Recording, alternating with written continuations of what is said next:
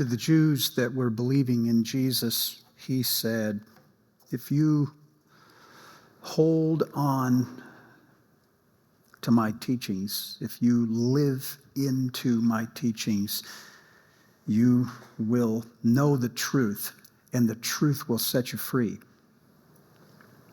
But the people said, we are Americans. And we have never been slaves to anyone. But Jesus said, but everyone who sins is a slave to sin. But those whom the Son sets free, they are free indeed. There's probably nothing that the Americans value and talk about more than we talk about freedom. Ours are the four freedoms, the Declaration of Independence. We have the statue over the harbor. Bring me your tired, your poor, your huddled masses, yearning to breathe free. One wonders what kind of freedom these huddled masses will get when they come into a nation that is inundated with addictions, whether to substance, to sex, to shopping, to labor.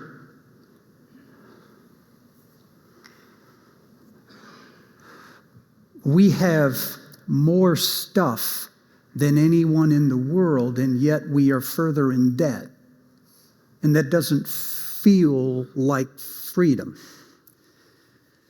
We have more choices, yet we're paralyzed by choice. We can marry whomever we want, yet half of our marriages end in divorce. Our children can become whatever they want, yet a record number do not know what they want. Our technology has freed up hours, and yet we have no margins. So, to those that are yearning to breathe free, maybe right next to their oath of allegiance, there ought to be sort of like a short course on the meaning of freedom. Because it turns out that the greatest threat to freedom is freedom. Last week, where we left the children of Israel, they had just come through the Red Sea. Remember that? Do you remember that? I know this is the second hour, and I know y'all come to watch. But do you remember that? Thank you. All right, here we go. Let me recap as much as I can.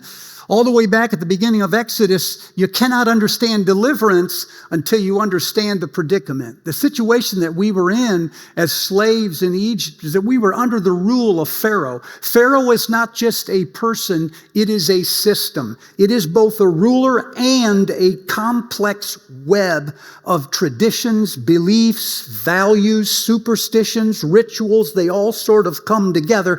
And that system oppresses people.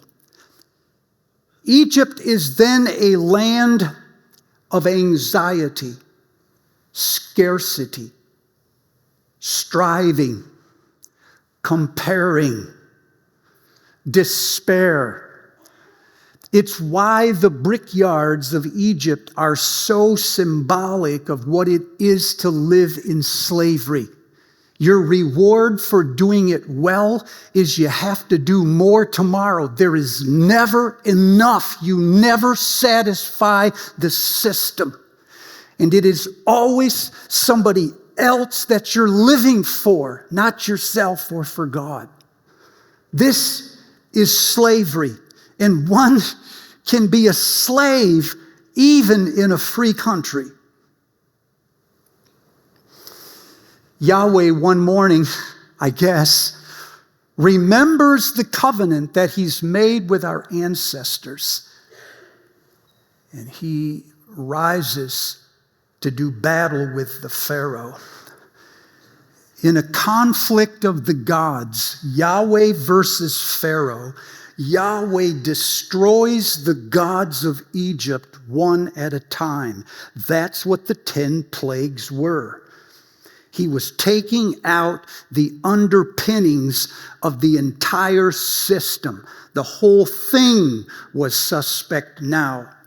He leads his people into the wilderness. They come to a sea that they cannot cross. Pharaoh has brought his armies together. Israel is pinned in between Egypt, where they left, and their future, where they cannot go. Yahweh tells Moses to hold his staff over the sea. As he does, a wind from the east begins to blow. We don't know by reading this in the original language whether the wind was really the wind or whether it was the breath of God. In fact, in chapter 15, when they sing about this, they call it the breath from his nostrils. It wasn't the wind at all. It was God's breath. Or it could have been the Spirit, because they're all the same word. As Moses holds forth his staff, it's either God's Spirit or God's breath, or it's just the wind. It starts to blow the water until it stands up like a wall on the right and on the left. And Israel, the people of God, marched through the sea on dry ground. Pharaoh, blind with power and rage, pursues them. Once Israel is on the other side of the sea, Moses turns around at the order of God, holds forth his staff again, and the walls of water collapse and drown the Egyptians. Every last one of them, not one survived. Even the Pharaoh is dead.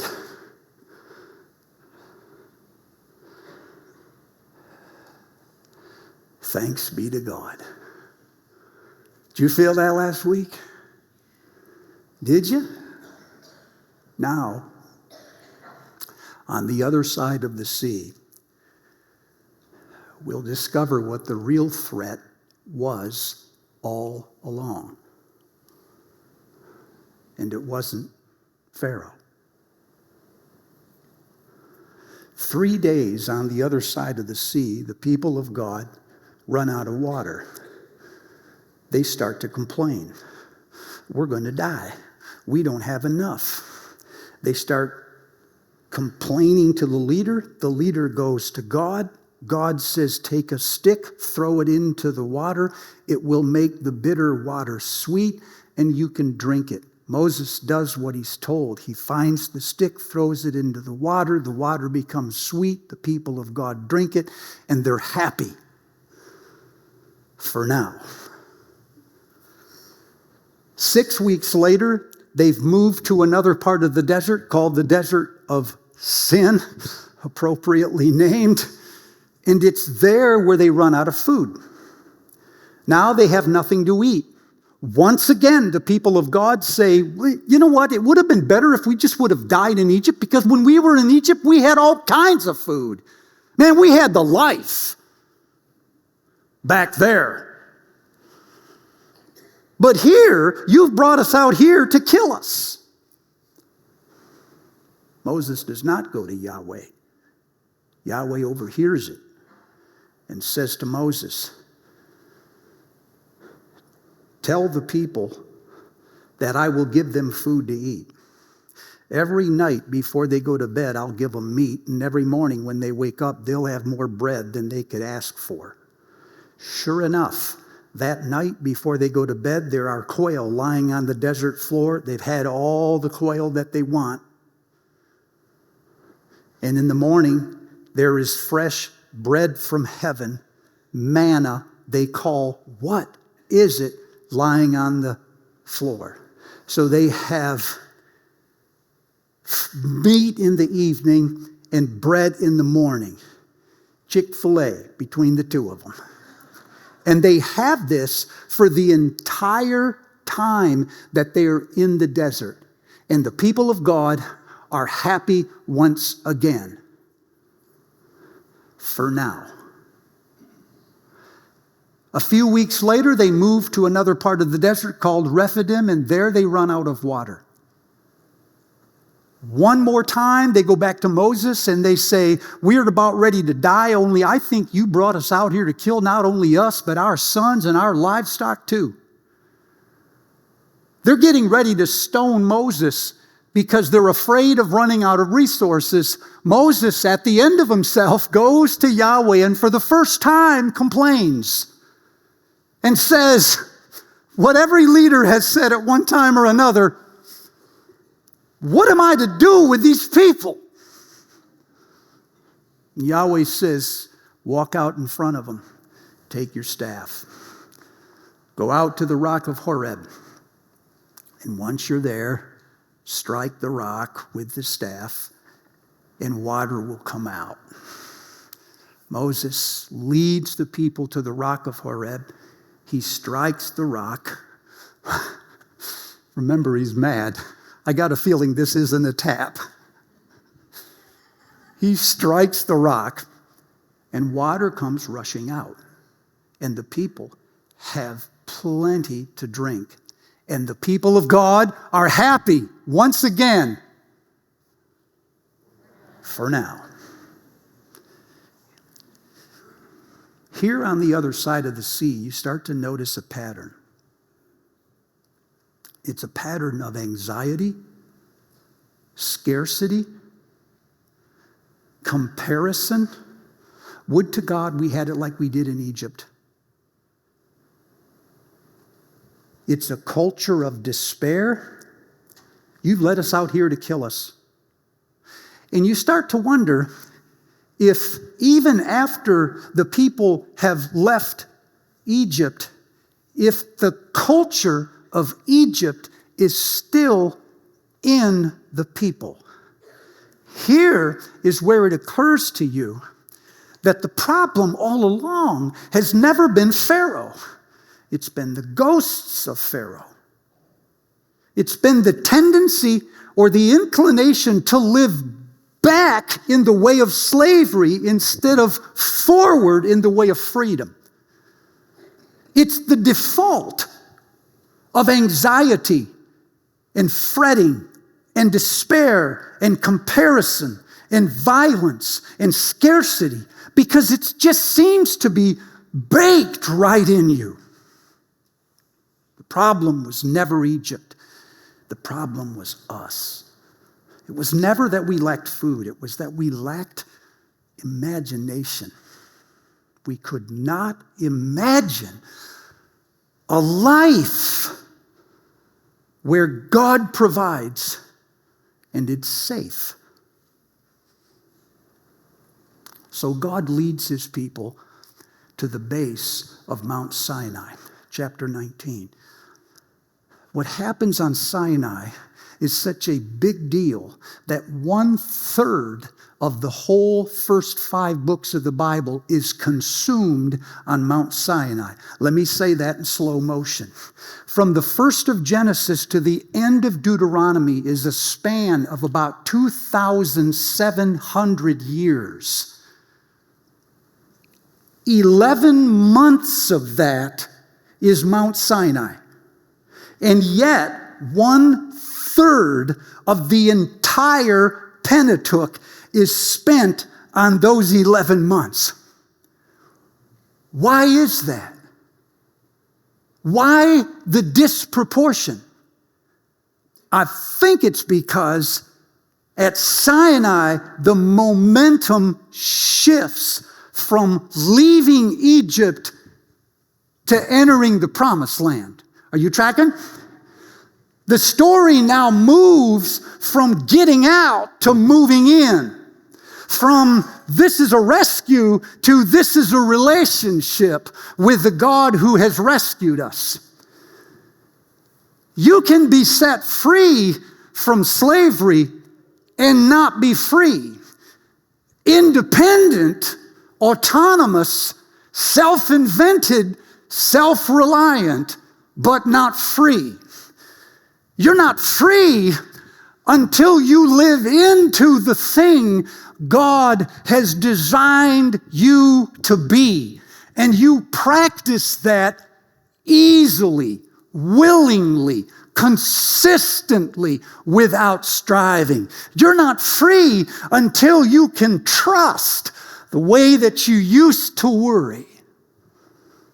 And that don't leave you in 24 hours, not even through a sea. So what happens at Sinai is God starts to make what's called in the Bible a covenant. It's basically an agreement. It's not a contract. It's a holy agreement wherein God says, I am this kind of person for you. I need you to be this kind of person for me. And if you are, we will be this together. He calls Moses to the base of the mountain. The people settle in for the night. Moses goes up the mountain by himself, and there God speaks to him. And this is what he says.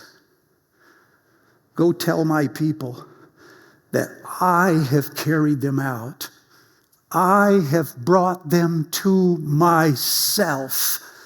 The language there in Hebrew means they are my personal possession.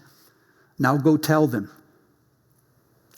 that if they will obey fully my commandments and keep them, they will be for me a prized possession. Even though the whole world belongs to me, these people will be for me a kingdom of priests, a holy nation. It's strange, isn't it? They aren't a nation at all. There's 600,000 ex-slaves, and Yahweh is calling them a holy nation. He is way ahead of them. So Yahweh says, go back down the mountain and tell them that's what I said. Moses goes back down the mountain and said, this is what Yahweh said. If you obey these things, you will be his prized possession. You will be a kingdom of priests and a holy nation. And the people went, whoa, we will do everything he said. All right. So Moses goes back up the mountain, tells Yahweh. Yahweh says, go back down the mountain. You getting this? He's getting his steps in. And tell the people, in 3 days, I will come down on the mountain. And there I will speak to you in broad daylight, in front of the people.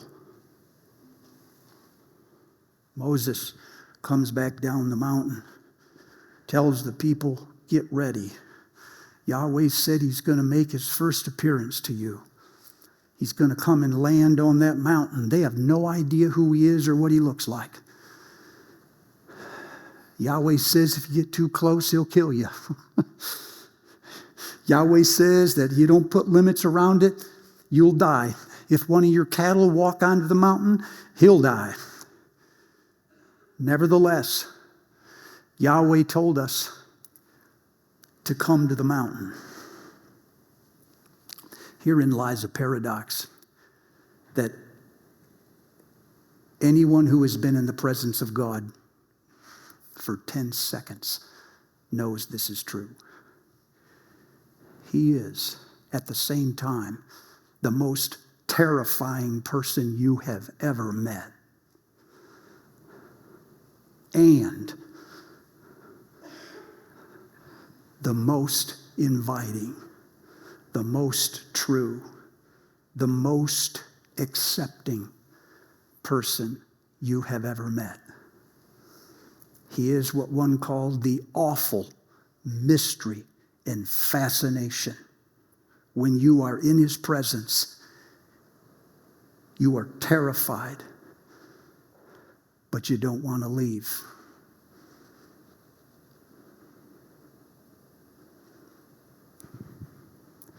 On the third day, the people are ready. They come to the mountain. Yahweh comes down and lands on the mountain, and the mountain becomes an altar.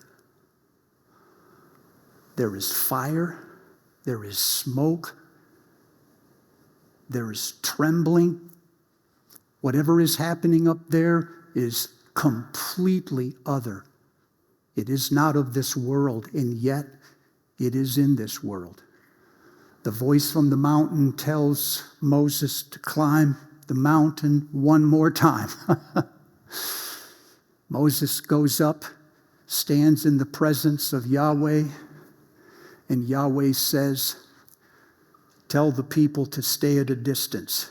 And by the way, tell even the priests to not come near this mountain.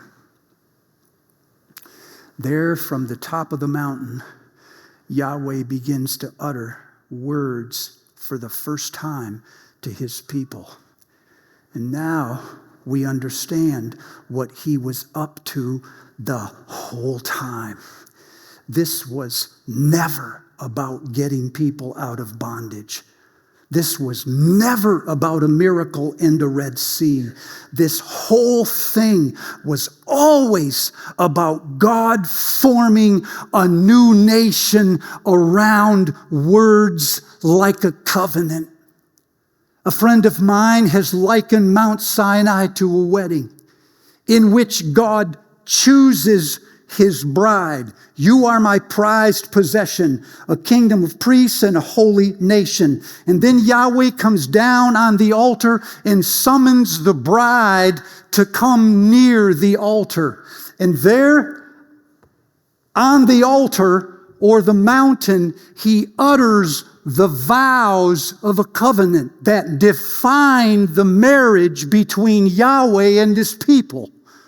This will go for 4 chapters. And then in chapter 25, he will say, now come, let's go build a house so I can move in and live with my people. This is not just a scary day. This is God uniting himself with his people in the form of vows. No wonder Jeremiah would refer to these days and say, did you not as a young bride follow Yahweh through the desert?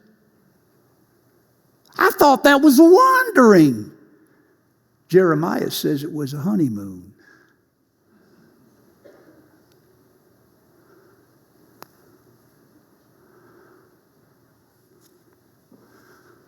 These are the vows. No other gods. And they are written in the shortest, most terse language in Hebrew. No others. No idols. No blasphemy. Remember the Sabbath. Honor your mother and father. No killing. No adultery. No stealing. No lies. No duplicity.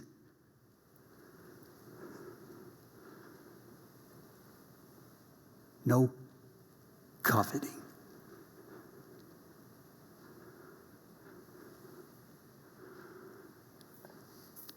Eight out of 10 are in negative language. Why? If this, can you imagine saying that at your wedding? Do you have this person to be? No killing. No lying. Man, it'd be over right there. Why is he putting this in such terse language? Because all of these laws are what they came out of. If Yahweh is putting a fence up and saying you can't cross the fence, it's a fence that keeps you from going back to Egypt. He's simply trying to protect you from the bondage you just came out of. He's saying, in fact, if you do these things, you will not break them. You'll break yourselves against them. You'll end up becoming slaves of another kind of Egypt. You'll create your own Pharaoh, your own system, and you'll come under its oppression again if you break these rules.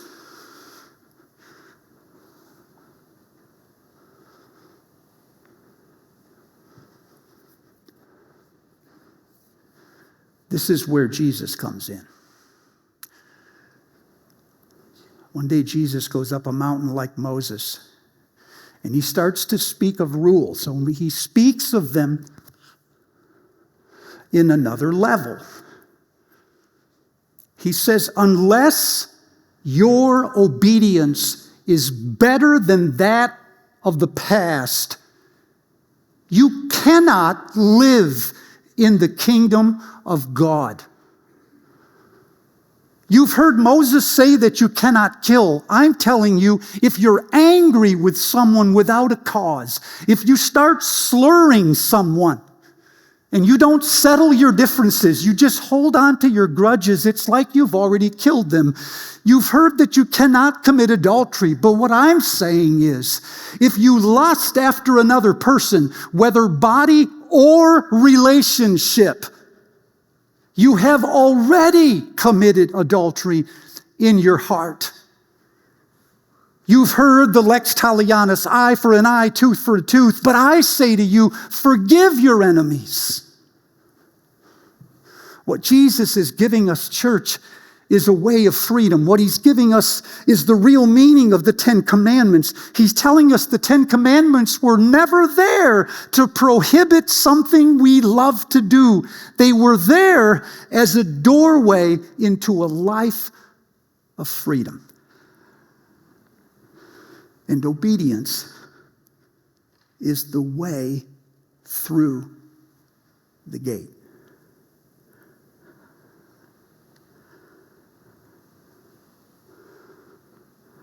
So, when you hear Moses say, no other gods, you should hear the freedom to worship the one true God.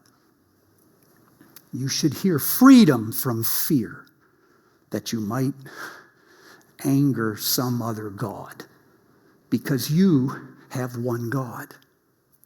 And when you hear no graven images, you should hear the freedom to worship God everywhere, anywhere. Because as Jesus said, he's not just with you, he will be in you. You should hear the freedom to abide in your God while your God abides in you. And when you hear no blasphemy, you should hear the freedom to be reverent. The freedom to use the name of God, to call on the name of God, to do everything in the name of God. And when you hear honor the Sabbath, you should hear freedom from the tyranny of the urgent, the freedom to rest, to be non-anxious, to quit striving, to pause even when the work isn't done. And when you hear, honor your mother and father, you should hear, you have the freedom to get old without losing your dignity. You are free to plant and build families with rich traditions and to pass those traditions down to your children. You are free to inherit and free to leave an inheritance. When you hear, you shall not kill, you should hear, you have the freedom to be weak and vulnerable without dying.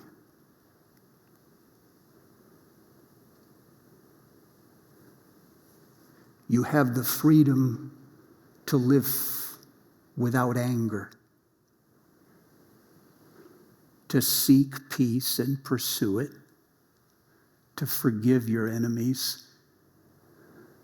When you hear, "You shall not commit adultery," you should hear, you have the freedom to live with one other person in the way that the triune God lives within himself. The interpenetration of two personalities until they are one. You are free to give yourself to another and to belong to another for the rest of your lives. When you hear no stealing, you should hear you have freedom to own something. And you have the freedom to give something as much as you want and to be generous. When you hear no lying, you should hear you have the freedom to not walk on eggshells, to not wonder what you said. You have the freedom to live in honest, open, and transparent friendships where the truth is a virtue and not a weapon. When you hear no coveting, you should hear you are free to be content. You don't have to fear missing out. You can settle down in the life you have right now and be content right there. You don't have to strive and compare what you have with your neighbor until you are always restless. If you are not content with the life you have, you won't be content with the life you want. So you are free to settle down now without waiting and be grateful.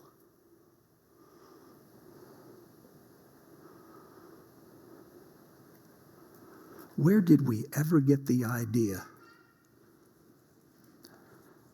that these were laws?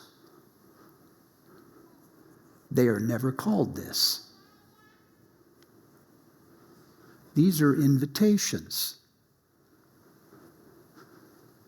to a wide and spacious land. And the way in is obedience. Would you bow your heads?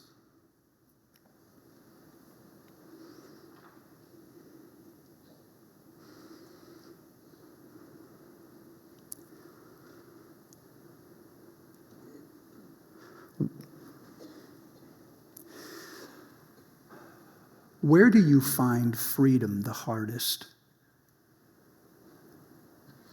Which one of those freedoms is hardest for you? Where have your wants, your desires not yet been changed? Maybe you've convinced yourself that it's okay to want something as long as you don't do it. But what I hear in Jesus' words is an invitation to have even the wants transformed. So where are the wants in you the most enslaved? I'm going to invite you in a moment, once you have discovered that place. Is it in your worship? Is it in the name? In the truth? Is it in your sexuality? Is it in your anger?